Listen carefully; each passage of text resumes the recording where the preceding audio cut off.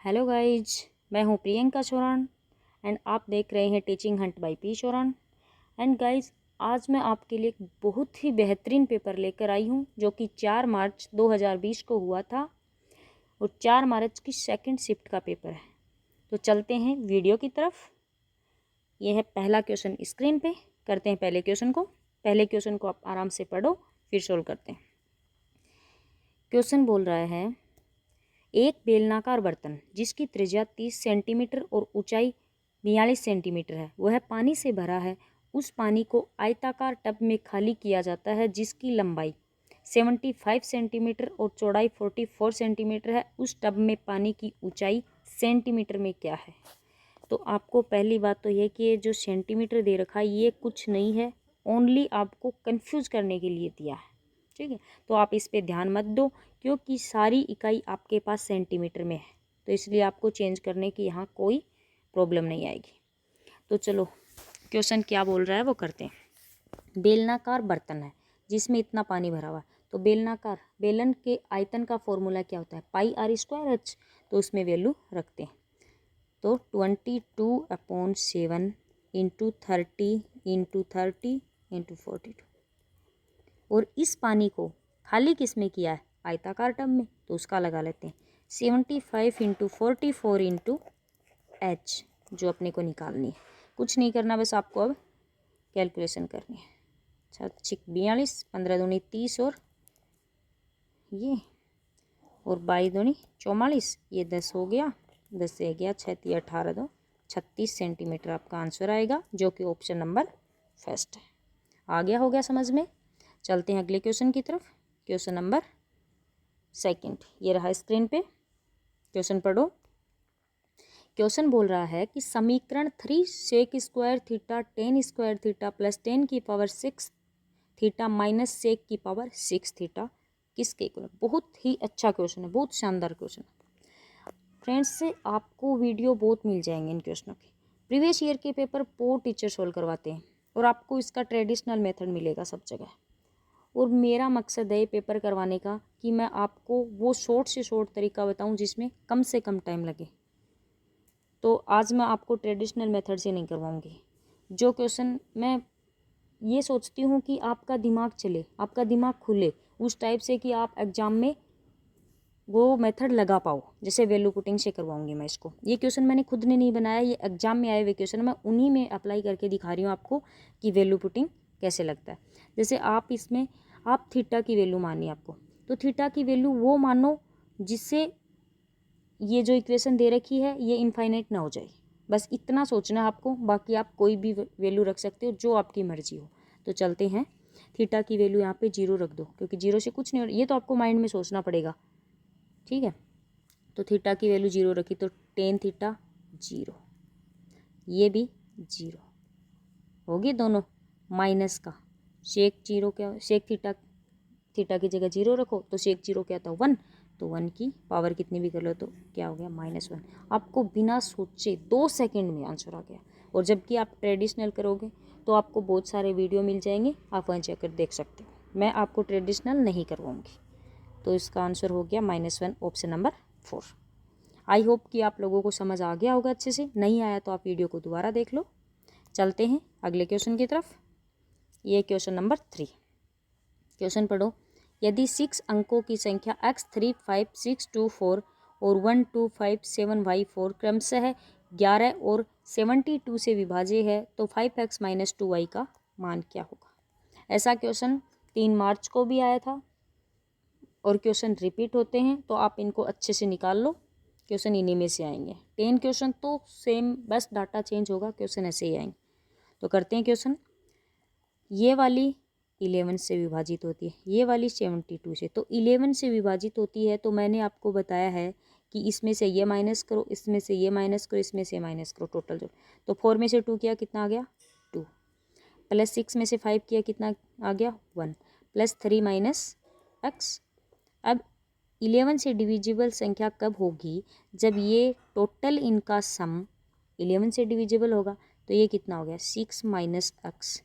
या 11 से डिविजिबल करने के लिए x की वैल्यू क्या रखें? 6 रख लो। तो 0 हो गया, 0 हर किसी से डिविजिबल होती है, तो x की वैल्यू कितनी आ गई अपने पास, 6 आ गई।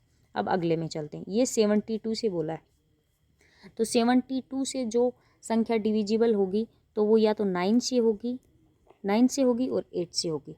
तो आप 8 मत लो, क्योंकि 9 से डिविजिबल का रूल बहुत आसान है, इसलिए आप 9 उठाओ।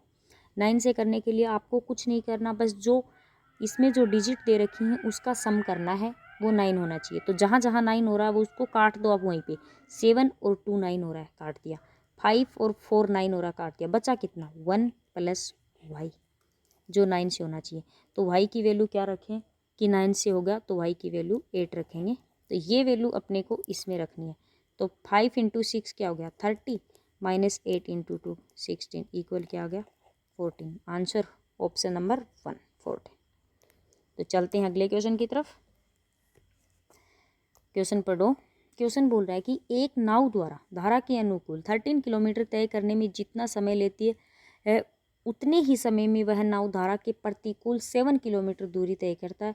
यदि धारा की गति 3 किलोमीटर पर आवर है तो स्थिर जल में 44.8 किलोमीटर की दूरी तय करने में कितना समय लगेगा।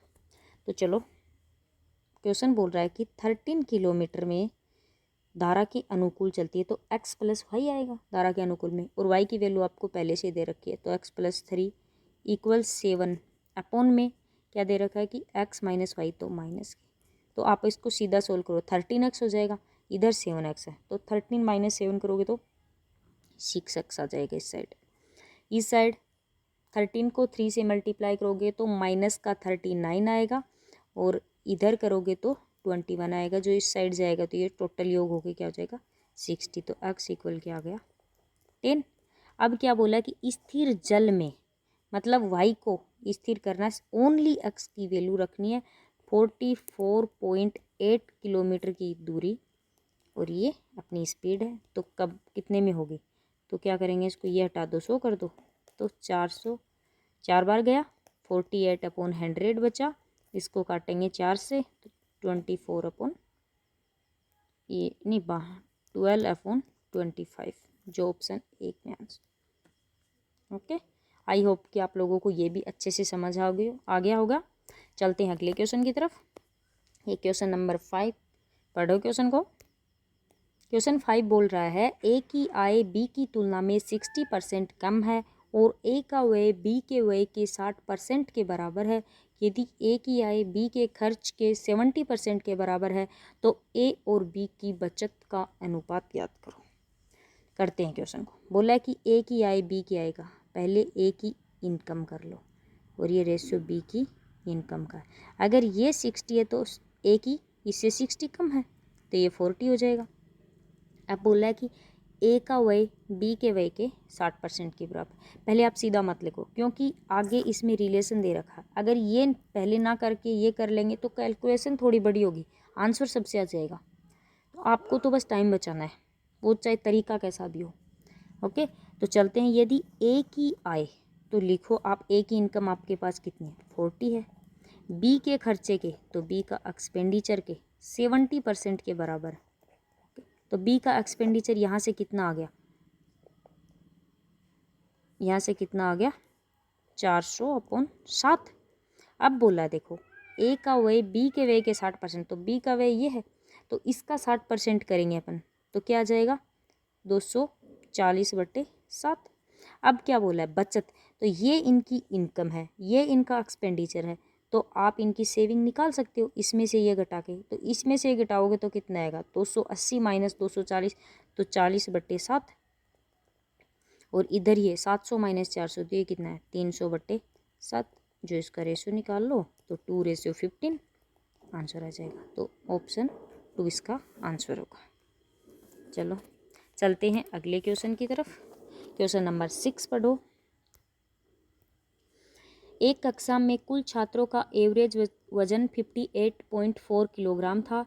जब 62.8 किलोग्राम वजन वाले 5 छात्र कक्षा में शामिल हुए तो कक्षा के सभी छात्रों का एवरेज वजन 0.55 किलोग्राम बढ़ गया। शुरू में कक्षा में छात्रों की संख्या कितनी थी, आपको यह बताना है। इसमें आप एलिगेशन लगा लो, तरीके और भी हैं, लेकिन एलिगेशन से थोड़ा आसान हो जाएगा, इसलिए ये कर लो आप। जैसे यहाँ पर x स्टूडेंट थे, उनका एवरेज वेट ये था। फिर 5 स्टूडेंट नए आए, उनका एवरेज वेट ये था। फिर टोटल का एवरेज कितना हो गया, इससे 0.55 बढ़ गया तो कितना आ गया, 58.95 आ गया। लगा लो। ये इससे ये घटाओगे तो क्या आ जाएगा, वही 0.55 आ जाएगा। और 62.8 से 58.95 घटाओगे तो आएगा 3.85। ठीक है, तो ये पॉइंट से पॉइंट गया। आप एक बात बताओ, अगर 55 को 5 बनाना है तो क्या करोगे आप, इसकी वैल्यू ये तो 55 को 5 बनाना तो 11 से डिवाइड करोगे, 11 से डिवाइड करोगे, तो इसको भी 11 से डिवाइड करो तो कितना आ गया, 33 और 5, तो x की वैल्यू कितनी आ गई, 35, जो अपना आंसर ऑप्शन नंबर 4 है। चलते हैं अगले क्वेश्चन की तरफ। अगला क्वेश्चन बोल रहा है कि एक समूह में लड़कों और लड़कियों का अनुपात 7:6 है। यदि 4 और लड़के समूह में शामिल होते हैं और 3 लड़कियां समूह छोड़ती हैं तो लड़कों से लड़कियों का अनुपात 4:3 हो जाता है। शुरू में समूह में लड़कों और लड़कियों की कुल संख्या क्या होगी। चलो आपको मैं एक चीज़ बताती हूँ, लास्ट में कितना, हाँ शुरू में पूछा है आपको क्या होता है, तो एक चीज़ देखो, चलो इसमें काम नहीं करेगी लेकिन कहीं तो काम करेगी। 7:6 है तो टोटल योग कितना होगा, 13, तो आंसर होगा 13 का मल्टीपल होगा। लेकिन इसमें चारों की संख्या ही 13 की मल्टीपल दे दी। अगर आपसे 1 2 भी कटता है तो भी बहुत अच्छा है। तो आप एक बार इसको ट्राई, जब भी क्वेश्चन करने बैठो तो शुरू में आप इसको ट्राई ज़रूर करना। तो क्वेश्चन की तरफ चलते हैं। क्वेश्चन बोला है 7:6 है, ये बॉयज़ है ये गर्ल्स है। ठीक है, लास्ट में रेशियो हो जाता है 4:3 है। 4 लड़के नए आते हैं, 3 लड़कियां चली जाती हैं। ठीक है, तो आपको ये सोल्व करने का शॉर्ट तरीका होता वही है जो ट्रेडिशनल मेथड होता है, उसका एक्स हटा के इसको ऐसे बनाया जाता है। तो आप इसको सीधा सीखो। 7 × 3 21, 6 × 4 24, दोनों का डिफरेंस 3 इक्वल, ये कितना हो गया, 4 × 12, और ये कितना हो गया, 4 × 12। आपको इसको ना ऐसे करना होता है, जैसे 4 × 12 कर लिया, माइनस का निशान, फिर 4 × 12, तो जो पहले से माइनस का तो इक्वल क्या हो गया 24। 3 की वैल्यू 24 हो गई तो 1 की वैल्यू कितनी आ गई 8, और ये टोटल 7 और 6 कितना होता है, तो 13 को 8 से मल्टीप्लाई करो तो कितना आएगा 104। आंसर हो गया ऑप्शन नंबर 1। चलते हैं अगले क्वेश्चन की तरफ। क्वेश्चन नंबर 8 पढ़ो। tan square theta minus sign square theta upon 2 + tan square theta plus coat square theta का मान ज्ञात करना है। फिर से वही वैल्यू पुट करो आप इसमें वैल्यू पहले आप थीटा की वैल्यू 0 करो, ये भी देख लो, नहीं सॉरी 0 से तो नहीं, क्योंकि ऊपर 0 बन जाएगा फिर उसका तो कोई मतलब नहीं रहा। 45 करो आप, ये भी देख लो। मैंने जैसे सोचा, मैंने पहले से याद नहीं कर रखा तो 0 रख के देखा तो नहीं हुआ, तो फिर 45 करो आप इसका। तो 45 रखेंगे तो क्या आएगा, ऊपर 1 आ जाएगा। tan 45 का 1 माइनस साइन 45 की वैल्यू होती है 1/√2, तो स्क्वायर हो गया तो 1/2, और 2 + 1 + 1, तो ऊपर बचा 1/2, नीचे बचा 4, टोटल कितना होगा 1/8, जो आप इनमें रख के देखो। ये कोसेक 45 की वैल्यू कितनी होती है, √2 होती है, और √2 की पावर 6 करेंगे तो 8 होता है, जो नहीं है। साइन 45 की वैल्यू होती है 1/√2, जो करेंगे तो 1/8 आएगा, आंसर ये हो जाएगा। फिर यहाँ भी 45 रख लो आप, यहाँ भी रख लो, कौन सा भी मैच नहीं करेगा, ऑप्शन अपना हो जाएगा 2। और अगर आपको ट्रेडिशनल से करना है तो आप ट्राई करो, या फिर और वीडियो जाके देख लो, वहाँ मिल जाएंगे आपको ऐसे सॉल्यूशन। चलते हैं अगले क्वेश्चन की तरफ। Question number 9। क्वेश्चन पढ़ो। यदि p = x की power 4 minus 8x upon x cube minus x² - 2x है, क्यूब दे रखा है x² + 2x + 1 upon x² minus 4x - 5, और r दे रखा है 2x² + 4x + 8 अपॉन x - 5, तो p × q और डिवाइड r क्या होगा। आप इसको ट्रेडिशनल तरीके से कर सकते हो। कैसे, आप इसको x कॉमन लोगे, इसके फैक्टर बनाओगे, इनको भी लोगे, फिर इसमें रख दोगे, वो फैक्टर बना के आप सोल्व कर सकते हो, लेकिन टाइम बहुत ज़्यादा लगेगा। तो आपको औरों से अलग क्या करना है, बस वो सोचना है कि भाई आप अलग करोगे तभी टाइम बचा पाओगे और तभी सिलेक्शन ले पाओगे। तो आपको इनमें क्या करना है ऐसा, तो आप वैल्यू पुट करो।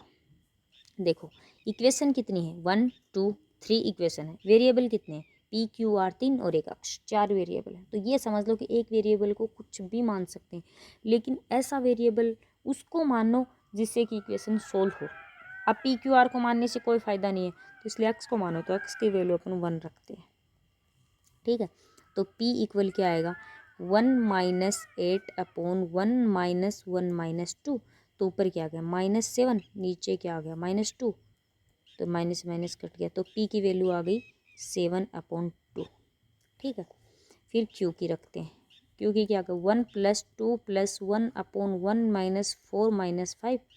तो ऊपर कितना आ गया 4, नीचे कितना आ गया माइनस का 8, ये 9 है, ये 1, तो वैल्यू क्या आ गई -1/2। ये आ गई p की, ये आ गई q की। r की वैल्यू और निकाल लो, 2 + 4 + 8/1 -5। तो ऊपर कितना आ गया 14, नीचे कितना आ गया -4, तो 7, ये आ गई तीनों, ये 7/2, ये -1/2। या चलो अगले पेज में चलते हैं। p की आई थी अपने पास 7/2, q की आई थी -1/2 और r की आई थी -7/2। ये वैल्यू रख दो अपने, 7/2 इंटू ये माइनस इधर ले आओ 1/2 और डिवाइड में तो इसको मल्टीप्लाई कर दो और r की वैल्यू रिवर्स कर दो, तो 2/7 माइनस का हो गया। तो ये कितना आ गया -7/4 इंटू माइनस माइनस प्लस हो गया ये वाला, तो ये 2/7 है। 7 से 7 से ये 1/2 आंसर आ जाएगा, जो ऑप्शन नंबर 3 में है। ठीक है, आई होप कि आप लोगों को ये क्वेश्चन अच्छे से समझ आ गया होगा और इसमें टाइम भी बहुत बचेगा। ये तो मैं समझा रही हूँ इसलिए आपको इतना टाइम लग रहा है, खुद करोगे तो आपको बहुत ही कम टाइम लगेगा इसमें। ठीक है फ्रेंड्स, चलते हैं अगले क्वेश्चन की तरफ।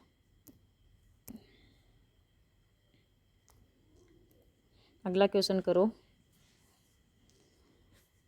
ये डिजिट लिखी हैं, इसमें बोलने में कुछ नहीं, मैं सीधा करके दिखाती हूँ आपको। ये क्वेश्चन है 5 दूनी 10, इधर आ गया 11/2 भाग 9/2 11/3 इंटू 1/4। पहले इसको सोल्व करो, तो ये क्या आ गया 11/12, तो 11/2 इंटू 12/11, 11 से 11 गया, 2 से गया 6 बचा, इधर तो अपना 6 आ गया। ठीक है, प्लस का निशान लगा दो। अब इस वाली को सोल्व करना, इसको पहले भी इस डिवाइड को सोल्व, वही बोर्ड मास का फॉर्मूला लगेगा, इसमें कुछ अलग नहीं करना, जो शुरू से आ रहे हैं। एक क्वेश्चन तो हर शिफ्ट में आ ही रहा है, तो इसको करो। ये कितना आ गया 20 निमा 180 और 9 189/20, तो रिवर्स हो जाएगा, तो कितना आएगा 20/189। आप चाहे एक जगह सोल्व कर लो, चाहे अलग अलग करके एक जगह लिख दो, वो आपकी मर्जी है। 8 7 56 और 7 63/8, ये इंटू कर दिया, तो ये 63 दिया, 4 दूनी 8, 4 पंजो 20, तो 5/6 जो कि माइनस का है। और ये कितना आगा 46/9, 46 ही है, हाँ 46/9। तो 18 एलसीएम ले लो इसका, तो 9 दूनी 18, 46 दूनी 92 माइनस 6 18 15, तो 12 में 5 87, तो 77/18 आएगा। इंटू में 9/11 दे रखा, तो 11 7 77, 9 दूनी 18, 7/2 बचा।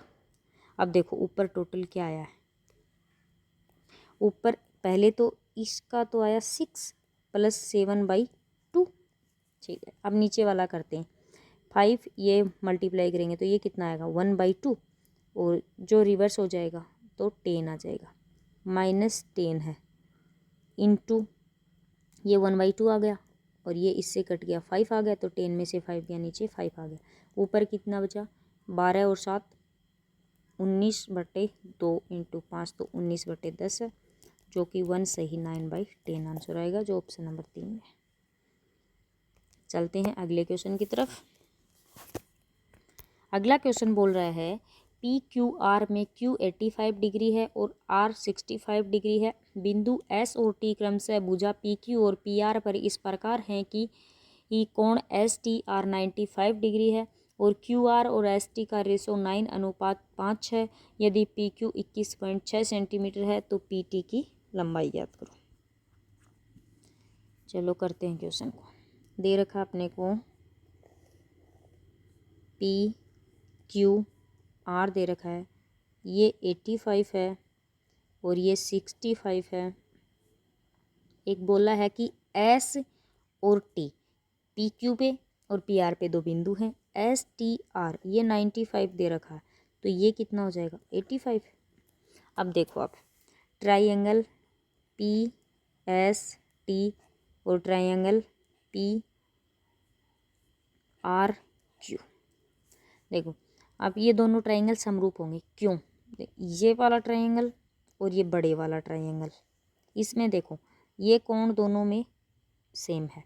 ये कोण 85 है तो इसमें ये कोण 85 है, तो बचा कोण खुद सेम होगा। तो तीनों एंगल सेम है, तो उस प्रॉपर्टी से हो जाएगा कि ये ट्राइंगल समरूप है। अब देखो आपको इसके लिखने का तरीका सिखाऊं मैं आपको। इसको लिखने का तरीका बताऊं कि जो दोनों में कॉमन है वो लिख लिया, पी पी लिख लिया ऊपर नीचे। फिर ये एस इसके इक्वल है, तो इसमें पी एस टी लिखा, तो इसमें एस जहाँ आया है बीच में आया है, तो इसमें इसका इक्वल आर बीच में आ जाएगा। अब और दूसरा तरीका इसको लिखने का, ये देखो इसमें जो पी एस अपॉन इधर के दोनों ले लिए, तो इसके इधर के दोनों ले लो, P R equal P T upon में पी क्यू इक्वल में एस टी अपॉन में आर क्यू। कभी मिस्टेक नहीं होगी। हाँ ज़रूर 1-2 सेकेंड लगेंगे आपसे, पर आपसे मिस्टेक कभी नहीं होगी इस क्वेश्चन में अगर ऐसे लिखोगे आप। अब ये तो मैं समझा रही हूँ, आप खुद लिखोगे तो आपको टाइम भी कम लगेगा और प्रैक्टिस करोगे तो कम ही लगेगा फिर। तो लिखते हैं, अब वैल्यू लिखते हैं। दिए कौन कौन सी है, क्यू आर और एस टी की वैल्यू दी है, तो अपने को ये वाली दी है, और पी क्यू की वैल्यू दी है जो इसमें है, और पूछा क्या पी टी की पूछा, तो इसको छोड़ दो, इस वाले दोनों में वैल्यू रख दो। पी टी की पूछी है तो पी टी रख दो। पी क्यू की दे रखी है अपने को 21.6, एस टी की क्या दे रखी है 5, और क्यू आर की क्या दे रखी है 9। ये ऊपर करोगे तो ये आ जाएगा 9 दूनी 18, 21, 9 चौक 36, 5 दूनी 10, 2 12, तो ये इधर जाएगा तो 12। तो पी टी की वैल्यू कितनी आ जाएगी 12 सेंटीमीटर, जो ऑप्शन नंबर 1 है। चलते हैं अगले क्वेश्चन की तरफ। क्वेश्चन नंबर 12, क्वेश्चन पढ़ो। क्वेश्चन बोल रहा है एक वस्तु का अंकित मूल्य 740 रुपये है, 15% और x% के 2 क्रमिक छूट के बाद इसे 566.10 रुपये में बेचा जाता है, तो x का मान बताओ क्या होगा। देखो 740 दे रखा है MP, इस पे एक 15% का डिस्काउंट है, दूसरा x% का डिस्काउंट है, उसके बाद है 566.10 रुपये में। ठीक है, तो आप इस पे 15% का डिस्काउंट लगा लो, जैसे 85, तो 85 अपॉन 100, तो 17 20, तो 2 34 इंटू 17, तो यहाँ कितनी वैल्यू आ जाएगी 17 चौक 17 ये 51, 510, अरे सॉरी 34 नहीं 37, सॉरी मैं लिखती हूँ वापिस, अच्छे से दिखाती हूँ आपको काट के। ये है 85 अपॉन 100 निकालना है इसका, ठीक, तो ये कर लो, ये 5 17 2 और 37, तो 37 इंटू 17 इक्वल हो जाएगा 510 प्लस 119, तो हो गए 629। अब ये देखो यहाँ 629 आ गया, और इसकी डिस्काउंट है x%, और फिर अब आप इसको MP मान लो। अगर ये MP हो गया तो ये SP हो गया, तो अलग से लिखो। देखो अगर अब अपने पास MP हो गया 629, x% डिस्काउंट है, लास्ट में वैल्यू हुई है ये, तो आप सीधा सीधा हो गया ना आपके पास कि इतना MP है इतना SP है, तो कितनी डिस्काउंट दी है, तो इसको इससे माइनस करोगे तो कितना आएगा पॉइंट, ये 10 घटाओगे तो 0.9, और ये 962 आएगा, 262.9 आएगा ये अपॉन इसका कितना परसेंट है 62.9, 629 का कितना परसेंट है जो आपको साफ साफ दिख रहा है, इसका 10% है, इसका 10% होगा। ठीक है, तो ऑप्शन नंबर बी सही हो जाएगा। चलते हैं अगले क्वेश्चन की तरफ। क्वेश्चन बोल रहा है कि यदि a plus B plus c equal 7 और a B plus B C plus C a equal -6 है तो a की क्यूब प्लस बी की क्यूब प्लस सी की क्यूब -3 ABC का मान ज्ञात करो। फ्रेंड्स आज पेन चेंज कर लेते हैं, एक ही एक पेन से बोर हो गए होंगे आप भी, आपका पता नहीं पर मैं तो हो गई, तो इसलिए पेन चेंज कर लेते हैं। अब पढ़ते हैं क्वेश्चन को, करते हैं अच्छे से तरीके के साथ। अब क्वेश्चन बोला कि a plus B plus c equal 7 है, a B plus B C plus C a equal -6 है, ए की क्यूब प्लस बी की क्यूब प्लस सी की क्यूब -3 ABC का मान ज्ञात करना है। इसका फॉर्मूला होता है ए की क्यूब प्लस बी की क्यूब प्लस सी की cube -3 ABC equal A plus B plus C into A plus B plus सी की whole square whole square minus thrice of A B plus B C plus C A. आप value put कर सकते हो इसमें। 7 into 7 की square 49 -3 और minus plus हो गया और 18 हो गया। ठीक है, तो ये 7 इंटू ये 50 और 60 और 67, तो ये कितना हो गया 7 से 42 420 प्लस 49 तो 9 6 469, जो ऑप्शन नंबर 1 इसका आंसर होगा। बहुत ही आसान क्वेश्चन था, बस फॉर्मूला लगाना है आपको, कुछ अलग नहीं करना। क्वेश्चन नंबर 14 पढ़ो। यदि 7 sine square theta minus cos square theta plus 2 sine theta equal to theta की वैल्यू 0 से 90 के बीच दे रखी है तो sec 2 theta plus cot 2 theta upon cosec 2 theta plus tan 2 theta का मान ज्ञात करना है। आप इसमें वैल्यू पुट करो। ये क्वेश्चन भी सेम ही आ रहा है, शुरू से आ रहा है, 3 तारीख से चल रहा है क्वेश्चन। क्वेश्चन में आप वैल्यू पुट करो। मैंने पहले भी इसका तरीका बताया कि वैल्यू कैसे आपको देखनी है, कैसे सोचनी है। ठीक है, वो वैल्यू सोचो आप थीटा की जो रूट में, अगर रूट में हो तो भी स्क्वायर में रखने के बाद वो इंटीजर आ जाए, क्योंकि लास्ट में अपने को मान भी इंटीजर ही चाहिए। तो थीटा की वैल्यू 30 रख लो। तो 7 इंटू 1/4 30 की वैल्यू माइनस कोस 30 3/4 प्लस 2, तो 7/4 माइनस 3/4 कितना हो जाएगा -2 इंटू 1/2। ठीक है, ये कितना हो जाएगा 4 तो 1 + 1 = 2 आ जाएगा। मतलब इक्वेशन को सेटिस्फाई कर रहा है, तो इसलिए थीटा का मान 30 चलेगा। तो सेक 60 की वैल्यू कितनी होती है? तो सेक 60 की पता है कि आपको 1/cos 60 होता है, तो कितना हो गया 2 प्लस कोट 60 की वैल्यू कितनी होती है? एक मिनट फ्रेंड्स, अब चलते हैं। सेक 60 की वैल्यू कितनी होती है? 1/cos 60 होता है।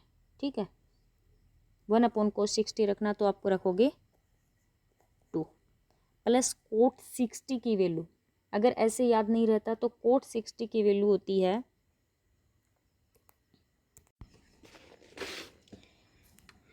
सॉरी फ्रेंड्स बीच में थोड़ी प्रॉब्लम हो रही थी तो मैंने वीडियो पॉज कर दिया। चलो करते हैं। हाँ, सेक 60 की वैल्यू कितनी होगी 2 प्लस कोट 60 की वैल्यू हो गई 1/√3। अच्छा, अपॉन में कोसेक 60 की वैल्यू हो गई 2/√3 प्लस टेन 60 की वैल्यू हो गई √3। ठीक है, ये सोल्व करते हैं। ऊपर आ गया 2√3 प्लस 1/√3, नीचे आ गया 2 प्लस, इधर एलसीएम लेंगे √3 का, तो 2 + 3 हो गया, तो 5/√3, √3 से √3 कट गया, 1/5 2√3 + 1 हो गया, तो 1/5 जो ऑप्शन नंबर बी में है। आई होप कि आप लोगों को ये क्वेश्चन अच्छे से समझ आ गया। कि कुछ नहीं किया मैंने, बस वैल्यू पुट की है और कुछ एक्स्ट्रा नहीं किया। 30 की थीटा की जगह 30 रखा है। तो चलो चलते हैं अगले क्वेश्चन की तरफ। Question number 15। क्वेश्चन बोल रहा है यदि 30x² - 15x + 1 = 0 है तो 25x² + 36x² की पावर -1 का मान क्या होगा?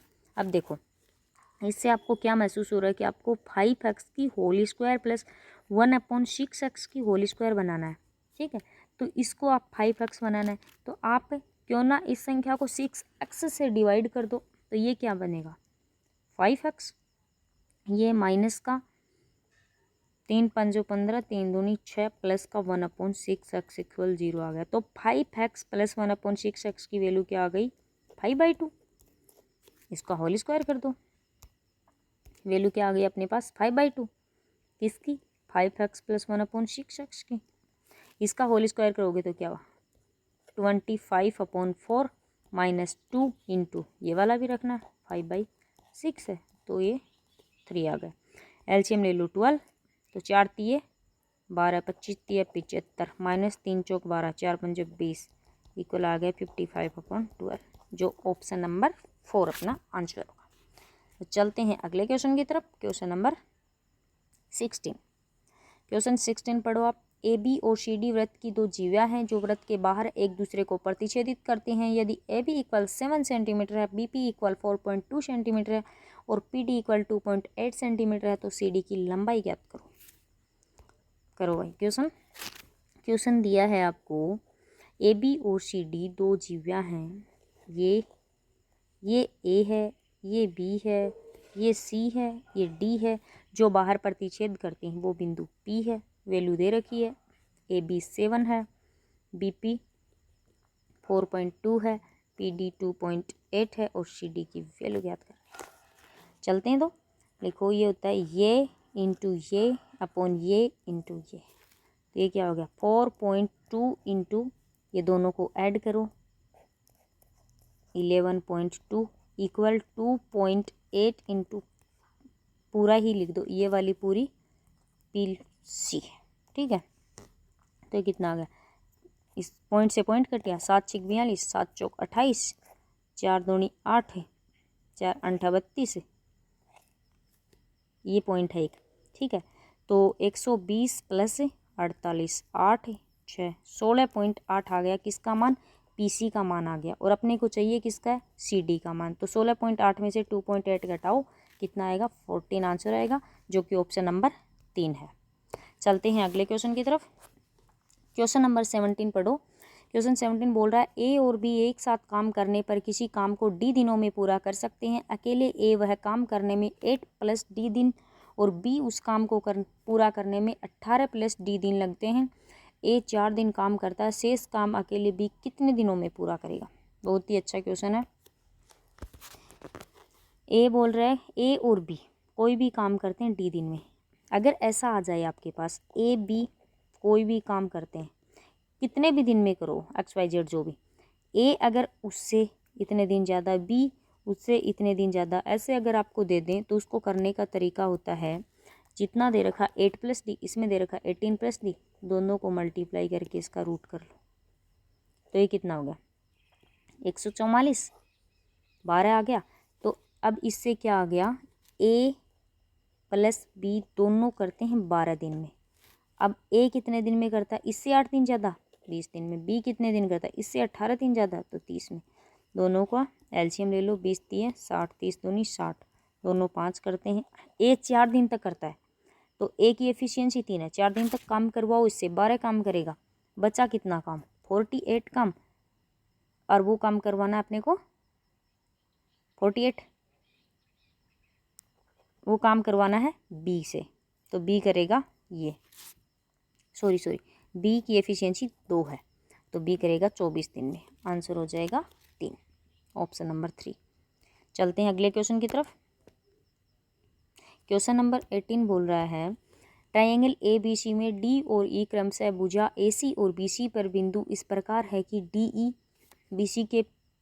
ए बी के पैरेलल है। एफ सी ई पर एक बिंदु इस प्रकार है कि डी एफ ए ई के पैरेलल है। यदि C E equal 6 centimetre, C F equal 2.5 centimetre, तो बी सी का मान क्या होगा। करते हैं, ये बोल रहा है ए बी सी ट्रायंगल दे रखा है, डी ई तो ए सी पे तो डी है और ई दे रखा है इस पे, ये वाली लाइन इस वाली लाइन के पैरेलल होगी। आगे दे रखा है कि एफ सी ई पर एक बिंदु है, एफ बिंदु यहाँ है, डी एफ ए ई के, डी एफ पैरेलल होगी ए ई के, ये अपने को दे रखा है। सी ई 6 सेंटीमीटर है, CF 2.5 सेंटीमीटर है, BC का मान ज्ञात, ये कंप्लीट, ये वैल्यू ज्ञात करनी। आप देखो ये जो पैरेलल वाली जो पहले भी आ चुके हैं, लेकिन एक ही क्वेश्चन में 2 बार दे दिया, इसलिए थोड़ा सा ये क्वेश्चन ऐसा लग रहा है। ये मैं 2 ट्राइंगल आपको बोलूँगी, आप उस पर ध्यान देना।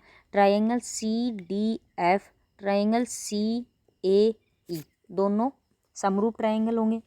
तो उसको लिखने का तरीका मैंने पिछले में बता दिया है, अभी थोड़ी देर पहले एक क्वेश्चन आया था उसमें बताया था।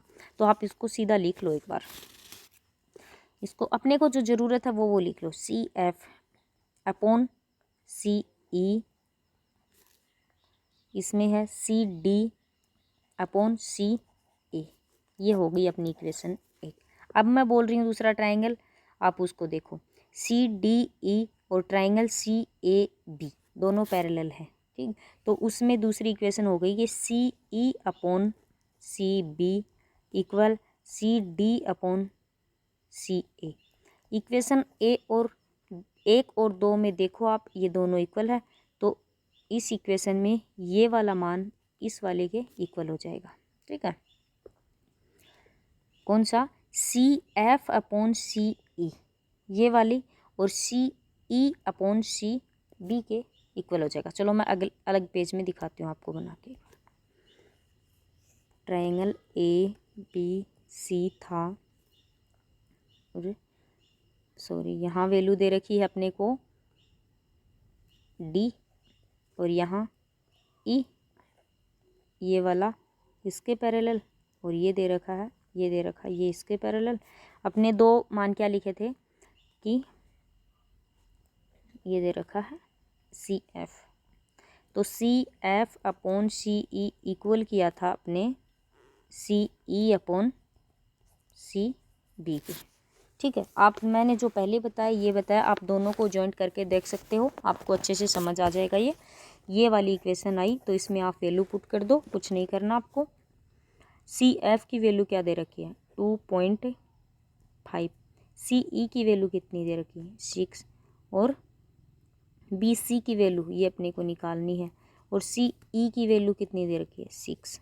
तो 32 अपॉन 2.5 है, ये हटा लो यहाँ, 5 25 और 5 दूनी 10 है, तो 36, सॉरी गलती कर दी मैंने, यहाँ थोड़ी सी मिस्टेक कर दी। ये आएगा 6 को 6 से करेंगे 36 अपॉन 25 है, इंटू 10, 5 2 72 अपॉन 5। और 5 का डिवाइड कहीं भी देना हो तो उसको आप संख्या को 2 से मल्टीप्लाई करो, और एक डिजिट छोड़ के आप पॉइंट लगा दो, तो 72 को 2 से करेंगे तो ये आ जाएगा। आंसर होगा ऑप्शन नंबर 4। चलते हैं अगले क्वेश्चन की तरफ। क्वेश्चन नंबर 19 पढ़ो। 19, 1/3 सामान 15% लाभ पर बेचा जाता है, 25% सामान 20% लाभ पर बेचा जाता है, और शेष 20% हानि पर बेचा जाता है। यदि पूरे लेन देन पर 138.50 रुपये का कुल लाभ होता है तो सामान का मूल्य बताओ। देखो बोला है कि 1/3 15% लाभ पर बेचते हैं, प्लस लगा दो, फिर 25% 20% लाभ पर, ये 25 है, 20% लाभ पर, और शेष जितना भी बचा है उसको 20% हानि पर। देखो आप इसको या तो आप तीनों को परसेंटेज में कर लो, इधर वाली क्वांटिटी को तीनों को परसेंटेज में कर लो, या फिर तीनों को आप रेशियो में कर लो। तो इसका 1/3 है और 15% लाभ पर है, तो टोटल लाभ कितना हो गया? 5%। 25% को क्या लिख सकते हैं? 1/4। तो ये कितना हो गया? ये भी 5% आ गया। अब देख 1/4 यहाँ, 1/3 यहाँ, तो टोटल 7/12 हो गया। बचा कितना? शेष बता है, तो 5/12 बचा, 20% हानि पे, तो 4 × 12 4 × 5 = 20, तो माइनस का 25/3% हानि। तो टोटल कितना हो गया? ये 10 हो गया, 10 × 30 - 25, तो 5/3% का लाभ हुआ अपने पास। ये किसके बराबर है? 138.50 के, जो यहाँ शून्य कर लो, ये 1 कट गया, ठीक है। ये 3 और ये नीचे 5 है, इसको 5 से मल्टीप्लाई 5 से डिवाइड कर लो, 5 दूनी 10, 3 बचा, 5 7 35, 38 5 7 35 है, 3 बचा 5 7 35 इंटू 3, 7 या 21 और 27 थी 81 1 81 2 83 831। और आपको 0.0 ये ध्यान नहीं रखना कि किधर कौन सा लगेगा, वो आपको आंसर देख के पता चल जाएगा, क्योंकि आपको जैसे भी करके लास्ट ये डिजिट आपकी आनी चाहिए। ठीक है, तो अपने पास 831 आ गया, तो ये वाला देखते आंसर लगा देंगे। अब ये जीरो का नहीं देखना, अगर आपको देखना तो ये 100 लगा के आप कर लेना, हो जाएगा। लेकिन आप इस चीज़ों के चक्कर में पड़ोगे तो आपका टाइम ज़्यादा वेस्ट होगा। आपको तो पता 831 आ गया, तो ये तो नहीं कि अब इनसे कट के ये संख्या आ जाएंगी, तो इसका आंसर हो जाएगा ऑप्शन नंबर 1। चलते हैं अगले क्वेश्चन की तरफ। क्वेश्चन नंबर 20, पढ़ो केंद्र O वाले एक वृत्त की स्पर्श रेखा PRT उस पर बिंदु R स्पर्श करती है। वृत्त का व्यास SQ इससे निकली रेखा P पर स्पर्श रेखा से मिलती है और QR जुड़ जाते हैं। यदि QRP 28 डिग्री है तो SPR का माप। ये अपने पास एक ट्रायंगल नहीं, वो सर्किल है, सॉरी, ये दे रखा है PRT। ये मेरा टच नहीं हुआ, आप टच कर लेना। और ये एक व्यास दे रखा है SQ जो आगे P पर मिलता है। QR जुड़ जाते हैं, QR जुड़ जाते हैं और ये इधर जोड़। QRP की वैल्यू अपने को ये 28 दे रखी है। तो देखो ये होता है कि व्यास से, जो भी अपने पास व्यास होता है, व्यास से परिधि पर बना कोण 90 डिग्री होता है।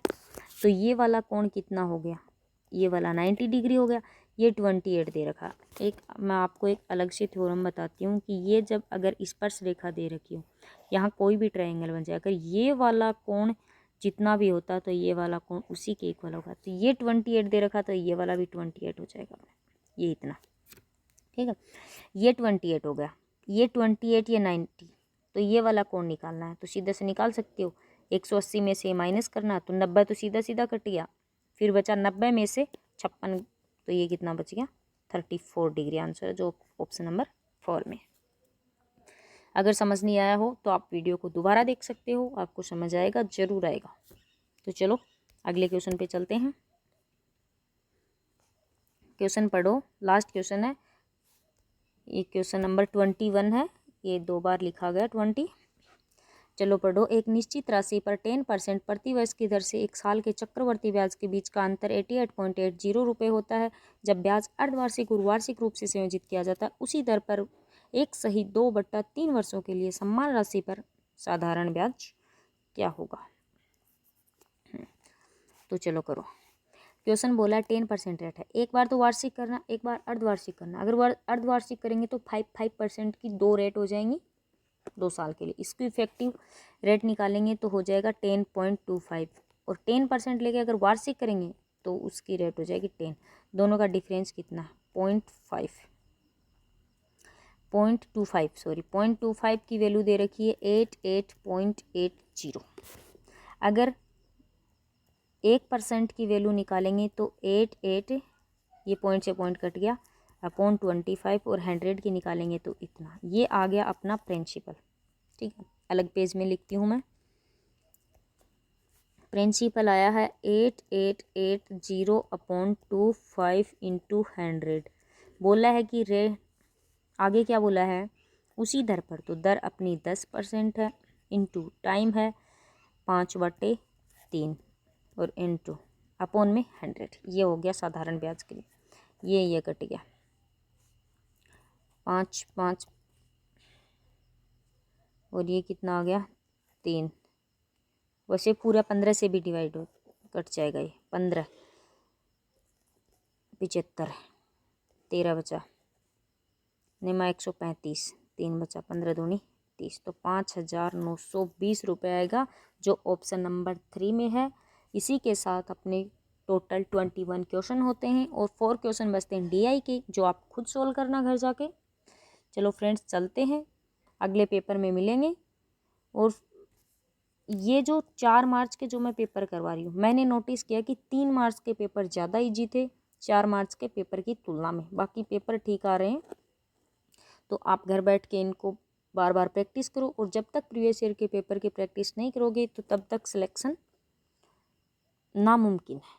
तो आप अच्छे से प्रैक्टिस करना इनकी। और चलो फ्रेंड्स, मिलते हैं 4 मार्च के थर्ड शिफ्ट के पेपर में। तब तक के लिए विदा लेते हैं। Thank you friends.